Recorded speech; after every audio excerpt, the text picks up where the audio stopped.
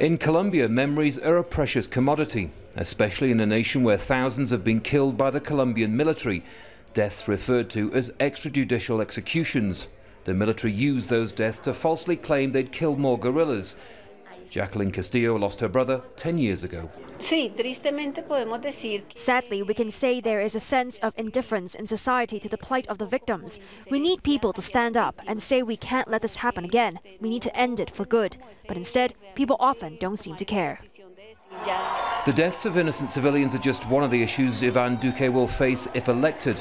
At 41, he's a fresh face in Colombian politics, untested and handpicked by former President Álvaro Uribe. Uribe has been accused of human rights abuses but remains popular among right-wing voters. Critics fear Duque will be little more than a puppet of a former president with a questionable past, but those in the business community welcome his economic policies.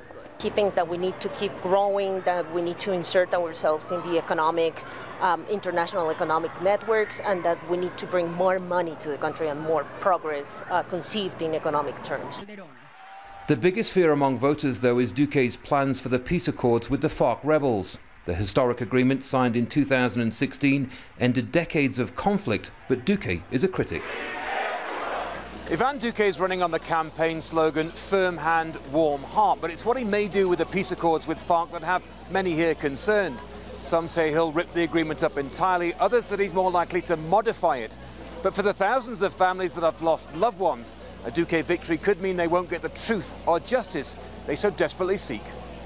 Carmenza Gomez lost one son to an extrajudicial killing. Her other was murdered when he tried to find out what happened.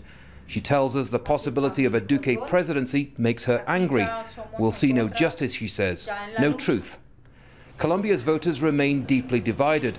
On Sunday, they'll find out who their new president is and what the future might look like. Andy Gallacher, Al Jazeera, Bogota, Colombia.